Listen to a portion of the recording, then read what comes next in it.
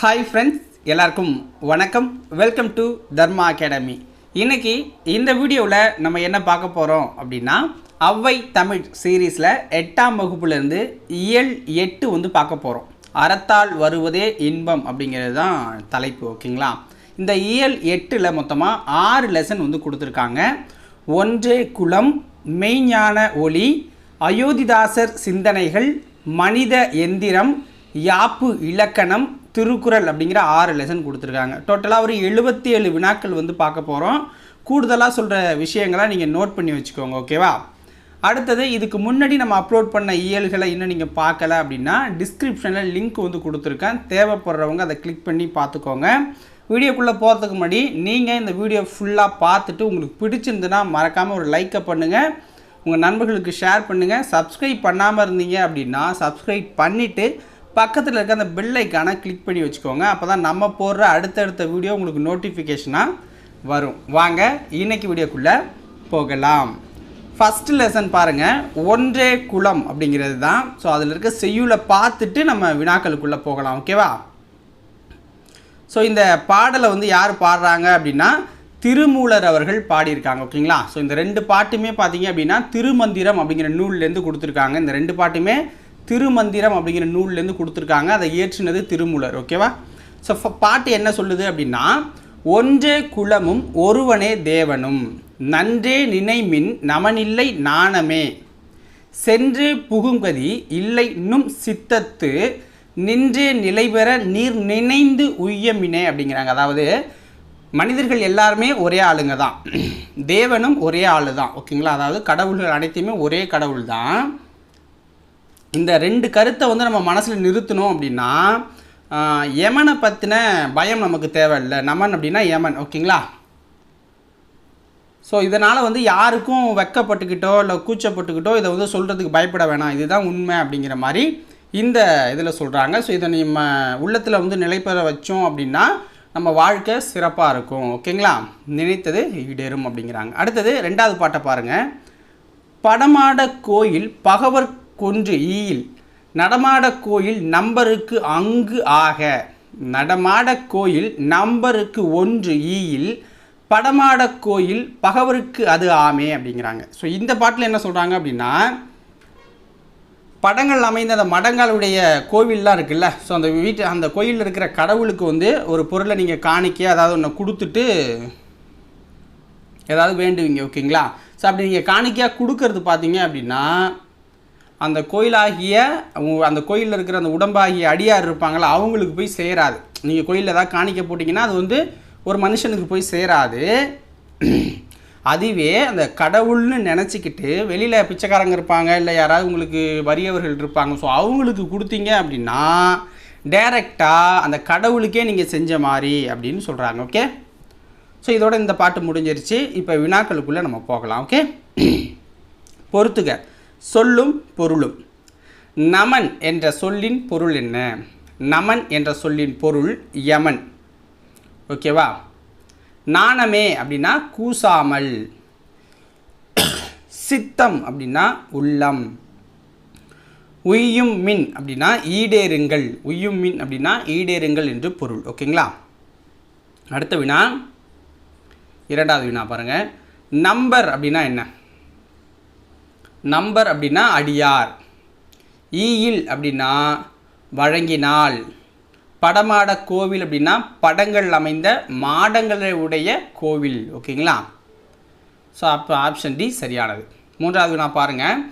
திருமூலர் இயற்றிய திருமந்திரம் என்னும் நூலில் எத்தனை பாடல்கள் இடம்பெற்றுள்ளது? திருமூலர் இயற்றிய திருமந்திரம் என்னும் நூலில் எத்தனை பாடல்கள் இடம்பெற்றிருக்கு அப்படின்னா 3000 பாடல்கள் இடம்பெற்றிருக்கு. 3000 பாடல்கள் இடம்பெற்றிருக்கு. திருமந்திரம் என்னும் இந்நூல் 12 திருமுறைகளுள் எத்தனையாவது திருமுறையாக வைக்கப்பட்டிருக்கு? திருமந்திரம் என்னும் இந்நூல் திருமுறைகளுள் எத்தனையாவது திருமுறையாக வைக்கப்பட்டிருக்கு அப்படின்னா 10வது திருமுறையாக வச்சுருக்காங்க. கீழ்கண்டவற்றுள் எது சரியானது? ஃபஸ்ட்டு பாருங்கள். 63 நாயன்மார்களுள் ஒருவராகவும் 14 சித்தர்களுள் ஒருவராகவும் கருதப்படுபவர் தான் திருமூலர். திருமூலர் இயற்றிய திருமந்திரம் 3000 பாடல்களை கொண்டது. எனவே இந்த நூலை தமிழ் 3000 அப்படின்னு சொல்கிறாங்க. திருமந்திரம் என்னும் நூலில் இருந்து 2 பாடல்களை தான் இப்போ நம்ம மேலே பார்த்தோம். ஓகேங்களா? அப்போ அனைத்து கூற்றும் சரியானது தான். அறநழியில் வாழ்பவர்களை உயிரை கவர வரும் டேஷ் கண்டு அஞ்ச மாட்டார்கள். நமனை கண்டு அஞ்ச மாட்டார்கள். ஒன்றே என்று கருதி வாழ்வதே மனித பண்பு. ஒன்றே என்று கருதி வாழ்வது மனித பண்பு அப்படின்னா ஒன்றே குலம் என்று கருதி வாழ்வது மனித பண்பு. ஓகேங்களா? நமனில்லை என்ன சொல்லை பிரித்து எழுதுக. நமனில்லை என்னும் சொல்லை பிரித்து எழுதணும் அப்படின்னா நமன் ப்ளஸ் இல்லை அப்படின்னு வரும். நமன் ப்ளஸ் இல்லை. நம்பருக்கு ப்ளஸ் அங்கு என்பதனை சேர்த்து எழுத கிடைக்கும் சொல் என்ன? ஆன்சர் என்ன? நம்பரங்கு. ஓகேங்களா? நம்பரங்கு அப்படின்னு வரும். அடுத்தது பாருங்கள், 2வது லெசனுக்குள்ளே நம்ம போகிறோம். மெய்ஞான ஒளி. மெய்ஞான ஒளி அப்படிங்கிறது. ஸோ இதில் இருக்கிற பாட்டை பாருங்கள்.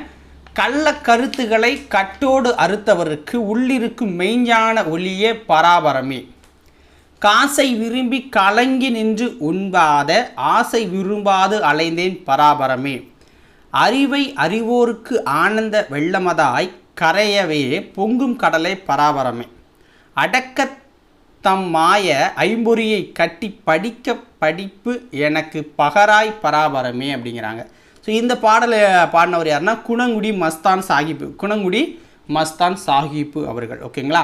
இந்த பாட்டோட பொருள் என்ன அப்படின்னா, இப்போ பராபரமே அப்படின்னா மேலான பொருள், அதாவது நமக்கு மேலே இருக்கிற அந்த கடவுள். ஓகேங்களா?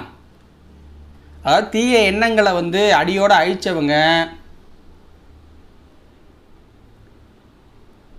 அழித்தவர்கள் தான் மேலானவங்க அப்படின்னு சொல்கிறாங்க. ஓகேங்களா? கள்ள கருத்துக்கள் அப்படின்னா மனசில் இருக்க அந்த தீய எண்ணங்களை அடியோடு அழிச்சிட்டா அவங்க மேலானவங்க. ஓகேங்களா? அடுத்தது என்ன சொல்கிறாங்க? காசை விரும்பி கலங்கி நின்று உன் பாத ஆசை விரும்பாத. அதாவது காசுக்கு ஆசைப்பட்டுட்டேன், பட் ஒன்றை வந்து நான் உன் காலடியை வந்து நான் விரும்பலை, ஒன்றை வந்து உன் மேலே பற்று வைக்கலை அப்படிங்கிறாங்க கடவுள் மேலே. அடுத்தது என்ன? அறிவை அறிவோருக்கு ஆனந்த வெள்ளமதாய். என்ன சொல்கிறாங்கன்னா, உன்னோட உண்மை அறிவினை உணர்ந்தவர்களின் உள்ளத்துக்கு இன்ப பெருக்காய் கரையடைந்து பொங்கிவிடும் கடலா நீ வந்து விளங்குற அப்படிங்கிறாங்க. அடுத்தது அடக்க தம் மாய ஐம்பொறியை, அதாவது ஐம்பொறிகளையும் அடக்கி ஆள்வது மிகவும் ஒரு அரிய செயல் அப்படிங்கிறாங்க. அந்த ஐம்பொறிகளையும் இயல்பை உணர்ந்து நல்வழிப்படுத்தும் அறிவினை எனக்கு தந்து நீ அருள் செய்யணும் கடவுளே அப்படின்னு பராபரமே அப்படின்னு வேண்டிக்கிறார். யார்? குணங்குடி மஸ்தான் சாஹிப்பு. ஓகேங்களா? அடுத்தது வினாக்களுக்குள்ளே போயிடலாம். பொறுத்துக. பகராய் என்ற சொல்லின் பொருள் என்ன? பகராய் என்ற சொல்லின் பொருள் தருவாய். ஆனந்த வெள்ளம் என்ற சொல்லின் பொருள் இன்பப் பெருக்கு. பராபரம் என்ற சொல்லின் பொருள் மேலான பொருள். அறுத்தவருக்கு என்ற சொல்லின் பொருள் நீக்கியவருக்கு. ஓகேங்களா? குணங்குடி மஸ்தான் சாஹிபிவின் இயற்பெயர் என்ன? குணங்குடி மஸ்தான் சாஹிபிவின் இயற்பெயர் சுல்தான் அப்துல் காதர். சுல்தான் அப்துல் காதர். சுல்தான் அப்துல் காதர் கீழ்கண்ட எந்த மலைப்பகுதியில் தவம் இயற்றி ஞானம் பெற்றார்? சுல்தான் அப்துல் காதர் கீழ்கண்ட எந்த மலைப்பகுதியில் தவம் இயற்றி ஞானம் பெற்றார்? அதாவது சதுரகிரி, புறாமலை, நாகமலை 3 இடத்துலையுமே அவர் வந்து தவம் இயற்றி ஞானம் பெறுறாரு. கீழ்கண்ட எந்த நூல் குணங்குடி மஸ்தான் சாஹிப் இயற்றிய நூல் அப்படின்னு கேட்குறாங்க.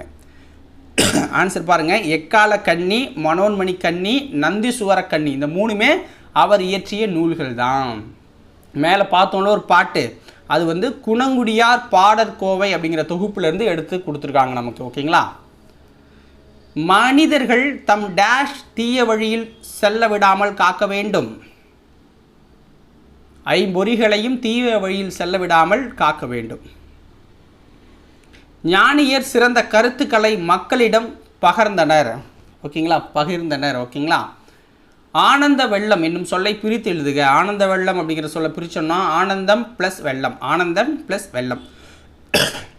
உள் ப்ளஸ் இருக்கும் என்பதை சேர்த்து எழுத கிடைக்கும் சொல் என்ன? ஆன்சர் என்ன? உள்ளிருக்கும். ஓகேங்களா? உள்ளிருக்கும். அடுத்தது 3வது லெசன் அயோத்திதாசர் சிந்தனைகள். அயோத்திதாசரோட சிந்தனைகளை பார்க்க போகிறோம். சமத்துவம், பகுத்தறிவு ஆகிய கொள்கைகளை மக்களிடம் பரவலாக்கிய தந்தை பெரியார் அண்ணல் அம்பேத்கருக்கு முன்னோடியாக திகழ்ந்தவர் யார்? சமத்துவம், பகுத்தறிவு ஆகிய கொள்கைகளை மக்களிடம் பரவலாக்கிய தந்தை பெரியார் அண்ணல் அம்பேத்கருக்கு முன்னோடியாக திகழ்ந்தவர் அயோத்திதாசர். தென்னிந்திய சமூக சீர்திருத்தத்தின் தந்தை என்று போற்றப்படுபவர் யார்?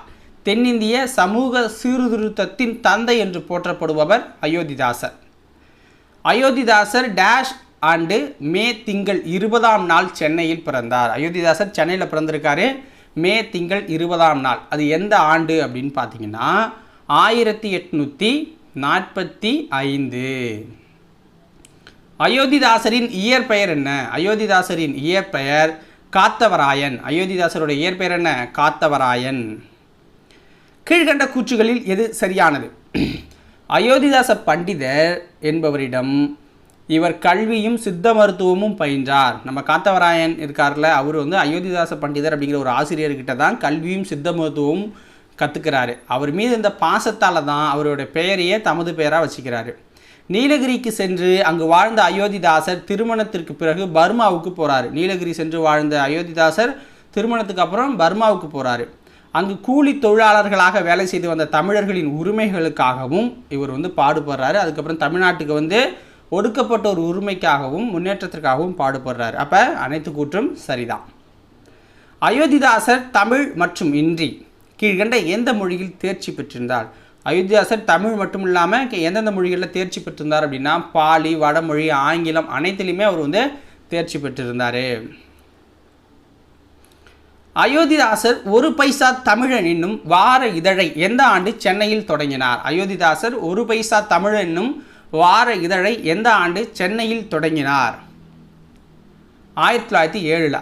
1907. ஒரு பைசா தமிழன் என்னும் வார இதழின் ஆரம்ப விலை என்ன? ஒரு பைசா தமிழன் என்னும் வார இதழின் ஆரம்ப விலை காலனா. ஓகேங்களா, காலனா அப்படின்னு செல் பண்ணார். கீழ்கண்ட கூற்றுகளில் எது சரி? அந்த ஒரு பைசா தமிழன் என்னும் வார இதழின் பெயரை ஓராண்டிற்கு பின் தமிழன் அப்படின்னு மாற்றுறார். அதில் உயர்நிலையையும் இடைநிலையையும் கடைநிலையையும் பாகுபடுத்தி அறிய முடியாத மக்களுக்கு நீதி, நேர்மை, சரியான பாதை ஆகியவற்றை தெளிவுபடுத்துவதே இந்த இதழோட நோக்கமாக அவர் வச்சுருந்தார். தமிழன் இதழ் மூலம் தமிழ்நாடு மட்டுமின்றி மைசூரு, கோலாறு, ஹைதராபாத்து, ரங்கூனு, மலேசியா, ஆஸ்திரேலியா, தென்னாப்பிரிக்கா போன்ற நாடுகளில் வாழ்ந்த தமிழர்களுக்கும் பகுத்தறிவு சிந்தனை, இன உணர்வு, சமூக சிந்தனை ஆகியவற்றை இவர் ஊற்றினார். அப்போ இதுலேயும் அனைத்து கூற்றும் சரியாக தான் இருக்குது. நிலவு நாளும் வளர்ந்து முழு நிலவாகி ஒளி வீசுவது போல் கல்வி நிறுவனங்களில் அறிவை வளர்க்கும் நூல்கள் கற்பிக்கப்படணும். கல்வியோடு கைத்தொழிலையும் கற்றுக் கொடுக்கணும். வேளாண்மை, தையல், மரம் வளர்த்தல் போன்றதையும் கற்றுக் கொடுக்கணும்னு சொன்னவர் யார்? அயோத்திதாசர். அதாவது ஒரு தொழில் கற்றுக்கணும். தொழில் கற்றுக்கிட்டா தான் நம்ம முதலாளி ஆகலாம் அப்படிங்கிற மாதிரியான ஒரு சிந்தனை அவருக்கு. ஓகேங்களா. கீழ்கண்டவற்றுள் எது அயோத்திதாசர் பதிப்பித்த நூல்கள்? கீழ்கண்டவற்றுள் எது அயோத்திதாசர் பதிப்பித்த நூல்கள்? ஆன்சர் என்ன? போகர் 700, பால வாகடம், அகத்தியர் 200, சிமிட்டு ரத்தின சுருக்கம் எல்லாமே அவருடைய பதிப்பித்த நூல்கள். அவருடைய நூல்கள் கிடையாது, அவர் பதிப்பித்த நூல்கள். நல்லா நோட் பண்ணிக்கணும். பதிப்பித்தது வேறு, அவருடைய சொந்த நூல்கள் வேறு. ஓகேவா. அடுத்தது, அன்பும் ஆறுதலும் உள்ள நாட்டில் புலியும் பசுவும் ஒரே நீர்த்துறையில் நீர் அருந்தும் என்பது யாருடைய கூற்று? இவர் என்ன சொல்கிறாருன்னா, ஒரு மனுஷனுக்கு இன்னொரு மனுஷனுக்கு அன்பும் ஆதரமாக இருக்காங்கன்னு வச்சுக்கோங்களேன். ஒரு பெண்ணும் ஆணும், அந்த குடும்பத்தில் அன்பும் ஆதரவும் இருக்கும். அந்த குடும்பம் அன்பு ஆதரவு வந்தால் அந்த ஊர் அன்பும் ஆறுதலாக இருக்கும். அந்த ஊர் இருந்துச்சுன்னா அந்த நாடு இருக்கும். அந்த நாடு இருந்துச்சுன்னா பெரிய நாடு இருக்கும். ஸோ அப்படியாப்பட்ட ஊரில் தான் பசுவும் புலியும் ஒரே நீர்த்துறையில் நீர் அருந்தும் அப்படிங்கிறது சொல்லியிருக்காங்க. யாருடைய கூற்று அப்படின்னா அயோத்திதாசருடைய கூற்று. அயோத்திதாசருடைய கூற்று இது. என் பகுத்தறிவு பிரச்சாரத்திற்கும் சீர்திருத்த கருத்துக்களுக்கும் முன்னோடியாக திகழ்ந்தவர்கள் பண்டிதமணி அயோத்திதாசரும் தங்கவயல் அப்பாதுரையாரும் என்று கூறியவர் யார்? என்னோட பகுத்தறிவு பிரச்சாரத்திற்கும் சீர்திருத்த கருத்துக்கும் முன்னோடியாக திகழ்ந்தவர்கள் பண்டிதமணி அயோத்திதாசரும் தங்கவயல் அப்பாதுரையாரும் தான் சொன்னவர் யாருன்னா தந்தை பெரியார் அவர்கள். தந்தை பெரியார் அவர்கள். கீழ்கண்ட இரண்டு கூற்றுகளில் சரியானது எது? ஒரு நாட்டுக்கு வழிகாட்டும் தலைவர் எத்தகையவராக இருக்க வேண்டும் என்பதை அயோத்திதாசர் எப்படி விளக்குறார் அப்படின்னா, மக்களும் அவர்தம் நோக்கங்களும் பெருமைப்படத்தக்கவனாக இருக்க வேண்டுமானால் அவர்களுக்கு ஒரு சிறந்த வழிகாட்டி அமையணும். அவர் மக்களுள் மாமனிதராக, அறிவாற்றல் பெற்றவராக, நன்னறியை கடைபிடிப்பவராக இருக்க வேண்டும். அப்படிப்பட்ட தலைவரை வணக்கத்துக்கு உரியவராக மக்கள் ஏற்பார்கள், கடவுள் என துதிப்பார்கள் அப்படின்னு அயோத்திதாசர் அவர்கள் சொல்கிறாங்க. ஒரு நாட்டோட தலைவன் எப்படி இருக்கணுங்கிறதுக்கு. அடுத்தது மழையை பற்றி சொல்கிறார். மக்களையும் மழையையும் தொடர்பு படுத்தி அயோத்திதாசர் கூறுறது என்னென்னா, வானம் பெய்ப்பதற்கு காரணம் ஒழுக்கமுள்ள ஞானிகள் இல்லாமையே. ஞானிகள் இல்லாமைக்கு காரணம் நீதி நெறியும் வாய்மையும் நிறைந்த அறிவாளிகள் இல்லாமையே. அறிவாளிகள் இல்லாமைக்கு காரணம் ஆட்சி திறன் அன்பு உடைய அரசர்கள் இல்லாமையே. அந்த அரசர் இல்லாமைக்கு காரணம் கல்வி, அறிவு, அருள், ஒழுக்கம், ஒற்றுமை ஆகியவுடைய குடிமகன் இல்லாமையே. ஓகேங்களா? இப்படிலாம் சொல்லி அப்போ என்ன சொல்கிறார், நல்ல குடிமகன்கள் இல்லாத நாட்டுக்கு இயற்கை கூட உதவாது, மழை பெய்யாது அப்படின்னு சொல்கிறாரு அயோத்திதாசர். ஓகேங்களா? அப்போ இரண்டும் சரியாக தான் கொடுத்துருக்காங்க. கீழ்கண்டவற்றுள் அயோத்திதாசர் எழுதிய நூல்கள் எது? கீழ்கண்டவற்றுள் அயோத்திதாசர் எழுதிய நூல்கள் எது? ஃபஸ்ட்டு பாருங்கள், புத்தரது ஆதிவேதம். ஏன்னா அவருடைய புத்தரை பற்றி தான் அவர் ரிசர்ச்சே பண்ணார்.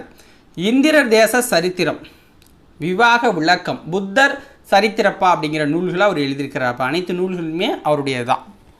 அடுத்தது, கீழ்கண்டவற்றுள் எது சரியானது? திருவள்ளுவர், ஔவையார் ஆகியோரின் படைப்புகளுக்கு பௌத்த கோட்பாடுகளின் அடிப்படையில் புதிய விளக்கங்களை அயோத்திதாசர் எழுதியிருக்கார். சென்னை தாம்பரத்தில் உள்ள சித்த ஆராய்ச்சி மையத்துடன் இணைந்த மருத்துவமனைக்கு அயோத்திதாசர் பண்டிதர் மருத்துவமனை அப்படின்னு பெயர் சூட்டியிருக்காங்க. அயோத்திதாசர் மக்கள் அனைவரும் சம உரிமை பெற்று சமத்துவமாக வாழணும் அப்படின்னு விரும்பினார். இப்போ இதில் எது சரி? அனைத்து கூற்றும் சரிதான். அயோத்திதாசர் பண்டிதர் தமது கொள்கைகளை வலியுறுத்தவும் ஒடுக்கப்பட்டோர் உரிமைகளை பாதுகாக்கவும் திராவிட மகாஜன சங்கம் என்னும் அமைப்பை எந்த ஆண்டு தோற்றுவித்தார்? அயோத்திதாச பண்டிதர் தமது கொள்கைகளை வலியுறுத்தவும் ஒடுக்கப்பட்டோர் உரிமைகளை பாதுகாக்கவும் திராவிட மகாஜன சங்கம் என்னும் அமைப்பை எந்த வருஷம் தோற்றுவிச்சார் அப்படின்னா 1892. 1892. விடுதலை என்பது வெறும் ஆட்சி மாற்றம் மட்டுமன்று, அது மக்களின் வாழ்க்கையில் நல்ல மாற்றங்களை ஏற்படுத்துவதாக அமைய வேண்டும் என்பது யாருடைய கருத்து? இது அயோத்திதாசருடைய கருத்து.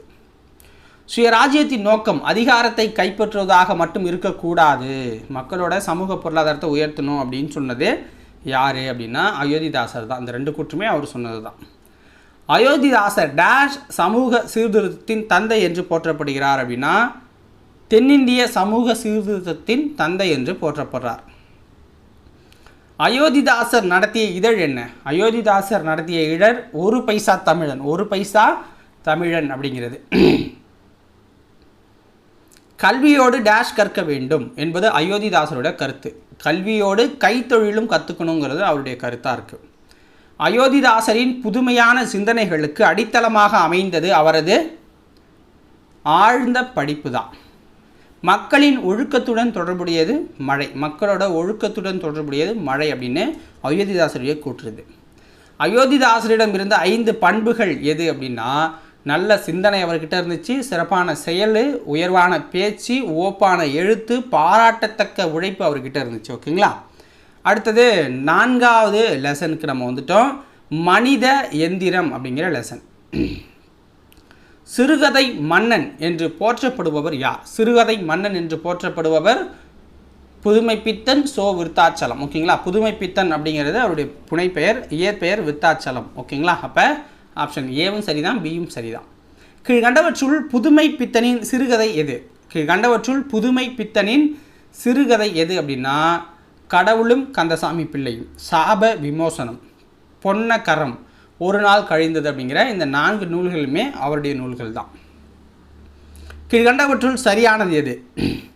மாகாணி, வீசம் போன்றவை அக்காலத்தில் வழக்கத்தில் இருந்த அளவை பெயர்கள். அணா, சல்லி, துட்டு என்பது அக்காலத்தில் வழக்கத்தில் இருந்த நாணய பெயர்கள்.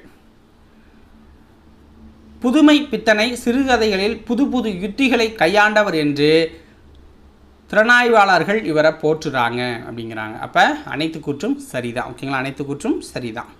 இதோட இந்த லெசன் முடிஞ்சிருச்சு. இப்போ 5வது லெசன் நம்ம வந்து பார்க்க போகிறோம். ஓகேங்களா? 5வது லெசன் என்ன? யாப்பு இலக்கணம். அதை சென்டரில் நம்ம கொண்டு வரல. ஸோ போயிடலாமா? குறிப்பிட்ட வடிவத்தில் இலக்கணத்திற்கு உட்பட்டு எழுதப்படும் கவிதைகளை டேஷ் என்பர். குறிப்பிட்ட வடிவத்தில் இலக்கணத்திற்கு உட்பட்டு எழுதப்படும் கவிதை மரபு கவிதை அப்படின்னு சொல்லுவாங்க. ஓகேங்களா? இலக்கண கட்டுப்பாடுகள் இன்றி கருத்துக்கு மட்டும் முதன்மை கொடுத்து எழுதப்படும் கவிதைகளை புது கவிதைகள் அப்படின்னு சொல்லுவாங்க. குறிப்பிட்ட வடிவத்தில் இலக்கணத்திற்கு உட்பட்ட அது மரபு கவிதை, இலக்கண கட்டுப்பாடு இன்றி கருத்துக்கு மட்டும் முதன்மை கொடுத்து எழுதுனா அதுக்கு பேர் புது கவிதை. ஓகேங்களா? மரபு கவிதைகள் எழுதுவதற்கான இலக்கணம் யாப்பு இலக்கணம் அப்படின்னு சொல்கிறாங்க. மரபு கவிதைகள் எழுதுவதற்கான இலக்கணம் யாப்பு இலக்கணம். அதை பற்றி தான் நம்ம பார்க்க போகிறோம். யாப்பு இலக்கணத்தின்படி செய்யுளுக்குரிய உறுப்புகள் அப்படின்னா 6 இருக்குது. எழுத்து, அசை, சீர், தலை, அடி, தொடை அப்படின்னா 6 இருக்குது. ஓகேங்களா? கீழ்கண்ட கூற்றுகளில் எது சரியானது?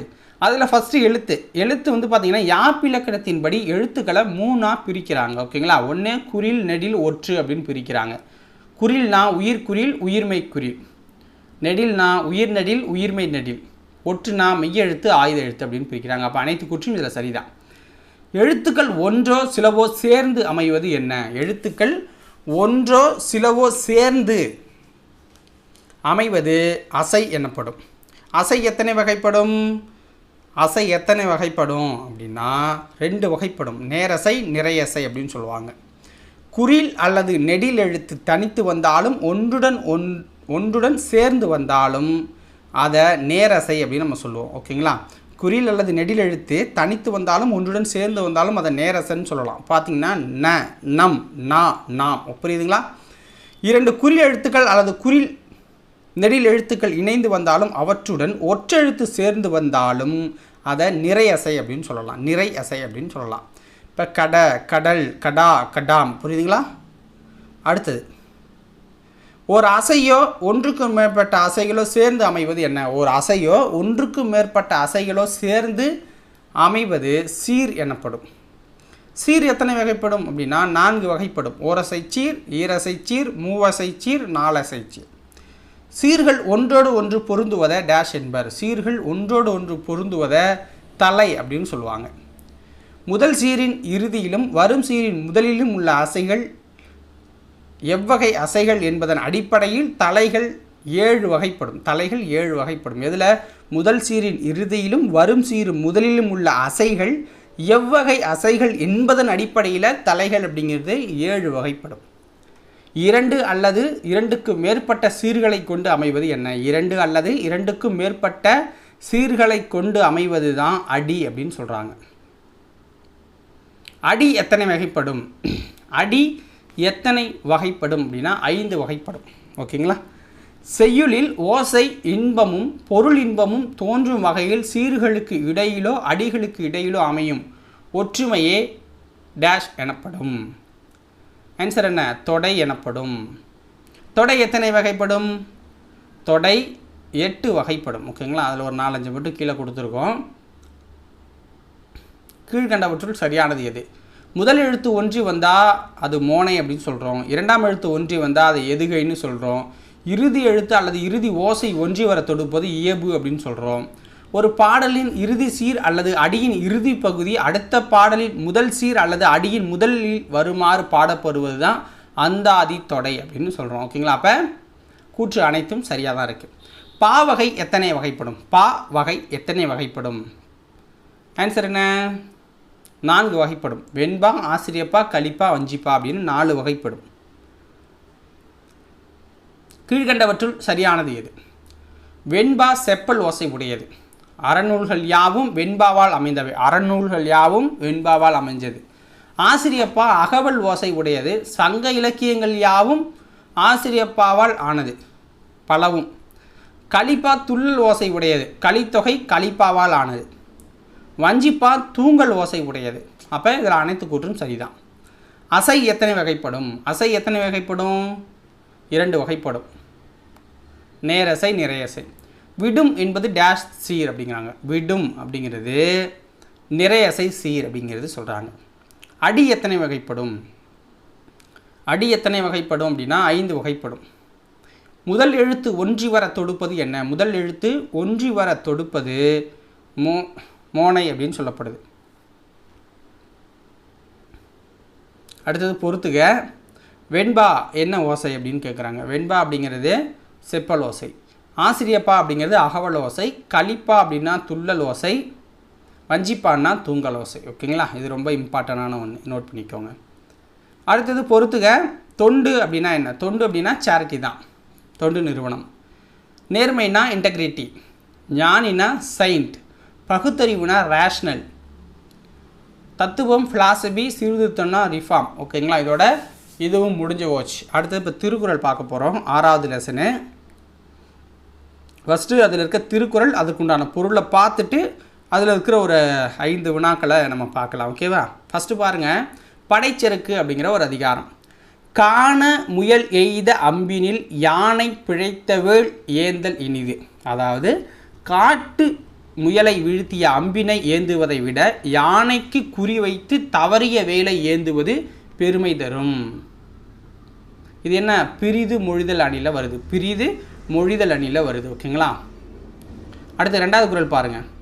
பேராண்மை என்பது தருக்கன் ஒன்று உற்றக்கால் ஊராண்மை மற்ற அதன் எஃகு அப்படிங்கிறாங்க. அதாவது பகைவரை எதிர்த்து நிற்கும் வீரத்தை ஆண்மை என்று சொல்லுவாங்க. பகைவருக்கு துன்பம் வரும்போது உதவி செய்தலை ஆண்மையின் கூர்மை அப்படிம்பாங்க. எதிரியை எதிர்த்து நின்னா ஆண்மை, அவனுக்கே அவன் துன்பம் வரும்போது உதவி செஞ்சோன்னா அதுதான் ஆண்மையின் கூர்மை அப்படிம்பாங்க. நட்பு அப்படிங்கிற அதிகாரத்தில் நவில்தோறும் நூல் நயம் போலும் பயில்தோறும் பண்புடையாளர் தொடர்பு. பொருள் என்னன்னா, நல்ல நூல்கள் படிக்க படிக்க இன்பம் தருவது போல பண்புடையவர் நட்பு பழக பழக இன்பம் தரும் அப்படிங்கிறாங்க. ஸோ இதோட அணி என்ன? ஓமை அணி. ஸோ ரெண்டுக்கும் ஓமையாக தான் சொல்கிறாங்க. நல்ல நூல்களை படிக்கணும், பண்புடைய பழகணும் அப்படிங்கிறோம். ரெண்டும் சம்மந்தம் இல்லாமல் ஓமையாக ஒப்பிடுறாங்க. நகுதல் பொருட்டு அன்று நட்டல் மிகுதிக்கண் மேற்சென்று இடித்தல் பொருட்டு. அதாவது நட்பு சிரித்து பேசி மகிழ்வதற்கு மட்டும் உரியது அன்று, நண்பர் தவறு செய்தால் அவரை கண்டித்து திருத்துவதற்கும் உரியது அப்படிங்கிறாங்க. திருத்தணுன்னா தான் பிச்சுட்டு போடுவானுங்க. நட்பு ஆராய்தல் அப்படிங்கிற அதிகாரத்துலேருந்து ஆய்ந்து ஆய்ந்து கொள்ளாதான் கேண்மை கடைமுறை தான் சாம் துயரம் தரும்ங்கிறாங்க. அதாவது மீண்டும் மீண்டும் ஆராய்ந்து பாராமல் ஒருவுடன் கொண்ட நட்பு தாம் சாகும் அளவுக்கு துன்பம் தரும் அப்படிங்கிறாங்க. தப்பு பண்ணான்னா திருப்பி திருப்பி சான்ஸ் கொடுக்கக்கூடாது. கேட்டினும் உண்டூர் உறுதி கிளைஞரை நீட்டி அளப்பதோர் கோள். அதாவது நமக்கு வரும் துன்பத்தினாலும் ஒரு நன்மை உண்டு, அது துன்பமே நமது நண்பர்களின் உண்மையான இயல்பை அளந்து காட்டும் அப்படிங்கிறாங்க. நமக்கு வர துன்பம் தான் நம்மளை சுற்றி இருக்கவெல்லாம் யார் அப்படின்னு நமக்கு காட்டும். ஓகேங்களா. மானம் அப்படிங்கிற அதிகாரம். பெருக்கத்து வேண்டும் பணிதல் சிறிய சுருக்கத்து வேண்டும் உயர்வு. அது பொருள் என்னன்னா, செல்வம் மிகுந்த காலத்தில் பணிவுடன் நடந்து கொள்ள வேண்டும், வறுமை வந்த காலத்தில் ஊக்கம் குறையாமல் பெருமித உணர்வுடன் வாழ வேண்டும் அப்படிங்கிறாங்க. குன்றில் அணையாரும் குன்றுவர் குன்றுவ குன்றிய அணைய செய்யின். இதுக்கு பொருள் என்னென்னா, மலையளவு பெருமை உடையராக இருந்தாலும் குன்று மணி அளவு நீங்கள் தப்பு பண்ணிட்டீங்கன்னா உங்களுடைய பெருமை போயிடும். அதாவது நீங்கள் 100 வருஷம் நல்லா பண்ணிட்டீங்க அப்படின்னா ஒரு நாள் தப்பு பண்ணால் கூட, கெட்டது பண்ணால் உங்களுடைய அந்த 99 வருஷ வாழ்க்கை வேஸ்ட். பண்புடைமை அப்படின்னா அதிகாரம். ஓகேங்களா.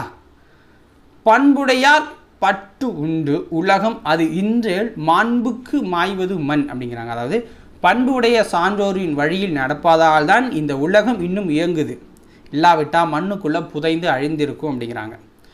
பண்பிலான் பெற்ற பெருஞ்செல்வம் நண்பால் களம் தீமையால் திரிந்தற்று. அதாவது தூய்மையற்ற பாத்திரத்தில் வைக்கப்படும் பால் திரிந்துவிடும், அதுபோல நற்பண்பு இல்லாதவன் பெற்ற பெருஞ்செல்வம் யாருக்கும் பயனின்றி அழியும் அப்படிங்கிறாங்க. இது வந்து ஓமையாக சொல்கிறாங்க, அதனால் ஓமை அணியில் வந்துடுது. ஓகேங்களா.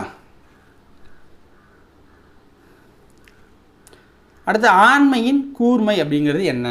ஆண்மையின் கூர்மை அப்படின்னா பகைவருக்கு உதவுறது தான் ஆண்மையோட கூர்மை. வறுமை வந்த காலத்தில் டேஷ் குறையாமல் வாழ வேண்டும். வறுமை வந்த காலத்தில் ஊக்கம் குறையாமல் வாழ வேண்டும். பெருஞ்செல்வம் என்னும் சொல்லை பிரித்து எழுதுக. பெருஞ்செல்வம் அப்படின்னா பெருமை ப்ளஸ் செல்வம், பெருமை ப்ளஸ் செல்வம். ஊராண்மை என்னும் சொல்லை பிரித்து எழுதுக அப்படின்னா ஊர் கூட்டல் ஆண்மை, ஊர் கூட்டல் ஆண்மை அப்படின்னு வரும். திரிந்து கூட்டல் அன்று என்பதை சேர்த்து எழுத கிடைக்கும் சொல் என்ன? திரிந்து கூட்டல் அன்று என்பதை சேர்ந்து எழுத கிடைக்கும் சொல் திரிந்தற்று, திரிந்தற்று. அடுத்தது பொறுத்துக. இன்பம் தருவது என்ன? நட்பு என்பது, இது ரொம்ப ரொம்ப இதுவும் முக்கியமானது தான், இதையும் நோட் பண்ணி வச்சுக்கோங்க. ஓகேவா. இன்பம் தருவது பண்புடையவர் நட்பு. நட்பு என்பது சிரித்து மகிழ மட்டுமன்று. பெருமையை அழிப்பது குன்றியளவு மணி தவறு. பணிவு கொள்ளும் காலம் செல்வம் மிகுந்த காலம். பயனின்றி அழிவது நற்பண்பில்லாதவன் பெற்ற பெருஞ்செல்வம். ஓகேங்களா? ஸோ இதோட இந்த வீடியோ வந்து முடிச்சிட்டோம் நம்ம. ஸோ இதோட 8வது இயல் முடிச்சிட்டோம். 9வது இயல் நாளைக்கு பார்ப்போம், அல்லது திங்கட்கிழமை வந்து பார்ப்போம். அதையும் பார்த்துட்டோம் அப்படின்னா முடிஞ்சிருச்சு 8th ஸ்டாண்டர்டு. அப்புறம் 9th 10th தான் பெண்டிங் இருக்கும். அதையும் கூடிய விரைவில் நான் வீடியோ பதிவாக கொடுக்க ட்ரை பண்ணுறேன். ஏன்னா உங்ககிட்டேருந்து போதுமான சப்போர்ட் கிடையாது. ஓகேங்களா? சப்போர்ட் இல்லாத ஒரு விஷயத்தை நம்ம திருப்பி செஞ்சுக்கிட்டு இருந்தோம்னா நம்மளுடைய வளர்ச்சி தான் பாதிக்கப்படும். ஸோ அதனால் நாங்கள் அதை கன்டினியூ பண்ண வேணாமாங்கிறத நாளைக்கு நான் வந்து நாளைய வீடியோவில் சொல்கிறேன். ஓகேவா? ஸோ இன்னும் ஒரு இயல் மட்டும் இருக்குது. அதையும் போட்டுட்டு நான் என்ன அப்படிங்கிறத நாளைக்கு உங்களுக்கு எக்ஸ்பிளைன் பண்ணுறேன். ஓகே, நன்றி, வணக்கம். வீடியோ இது வரைக்கும் பார்த்த எல்லாருக்கும் நன்றி.